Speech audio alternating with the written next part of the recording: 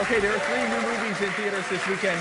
One to make you laugh, one to inspire you, and one to scare the bejesus out of you. But which are worth the trip? Here to tell us from Paul's trip to the movies, say hi to Paul McGuire Grimes. Hi, Paul. Hi, hello. Hi. Okay, You too. I am really excited to talk to you about a superhero movie that is not The Avengers. God love The Avengers. Right. I certainly love it. But tell me about Shazam. So this is from DC. It's part of their universe with Batman and Superman and Aquaman and Wonder Woman. It's that era. And it's about a 14-year-old boy played by Zachary Levi who finds out from this grand high wizard that he has been chosen to save the universe. So when he's not Shazam, he is played by a little kid. And then when he says the word Shazam, he gets that, you know, the bulky suit and the spandex. So there's an element of big in this. Yes. So it's Big meets Harry Potter meets Deadpool because there is that self-aware tone to it at times. I just think that there are some tone issues because, yes, it's the lightest, it's the campiest, and it's the funniest of the DC. But then the villain and his henchmen, which are these kind of gargoyle monsters, I think would be too scary maybe for little kids. Now that's funny because I have heard so many people saying this is really geared toward kids. But then if you throw in like a super scary villain, then that can ruin the whole thing. It is.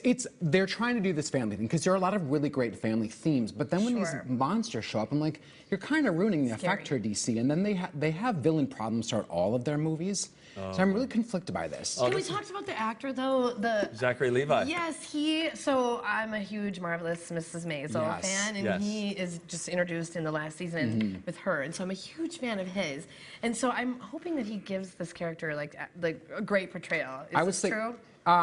There's potential. Okay. I think there's a lot of potential for it here. It's a balance because he's an adult trying to play this 14-year-old. So at times he has like this heightened energy that sometimes can just go a little too far at times. Ticket stubs. So I'm giving it 2.5 out of 5. Okay. I wanted to love it more. I wanted you to love it more. Me too. I wanted you to love it more. All right, another movie new in theaters, Best of Enemies. Tell me about so this is based on a true story, 1971 North Carolina, and it's this unlikely friendship between a civil rights activist played by Taraji P. Henson and a member of the KKK played by Sam Rockwell about school segregation.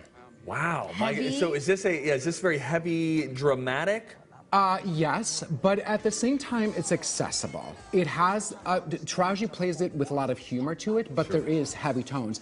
There's that language and a lot of jarring words that you don't want to hear, but it's relevant to today. Tell me about Taraji's performance. Is Fantastic. she great? She's great. Believable? Completely. She brings that kind of strength and that, like, you don't get to tell me what to do, like what you love about Taraji P. Henson. Yeah, she brings and Sam Rockwell plays a racist really well. Oh, well, I don't like to hear that, but that means... Yes, let me interpret that in different ways. He's a good actor. He's a great actor, yes. We've seen both of them play these characters before, but they have such great chemistry together that you kind of go along for the ride. I love it. You kind of know exactly how this movie's going to play out and how it's all going to end, but it's educational. Ticket stubs. Yeah, I'm giving it 3 out of 5. Okay, 3 out of 5. Good. Yes. Now listen, before we talk about this last one, we only got about 45 seconds to do so. But if you have little ones who are in the room with you and they get scared by images, have them turn away right now. We're talking about Pet Sematary, which looks I might need to turn freaky. away. Yeah, you look away. I'm going to look away too, Paul. Go ahead. So, you got 30 seconds. What's so great about it is that it's based on the book by Stephen King, and it captures everything that he does so well. So yes, it's frightening, it's unsettling,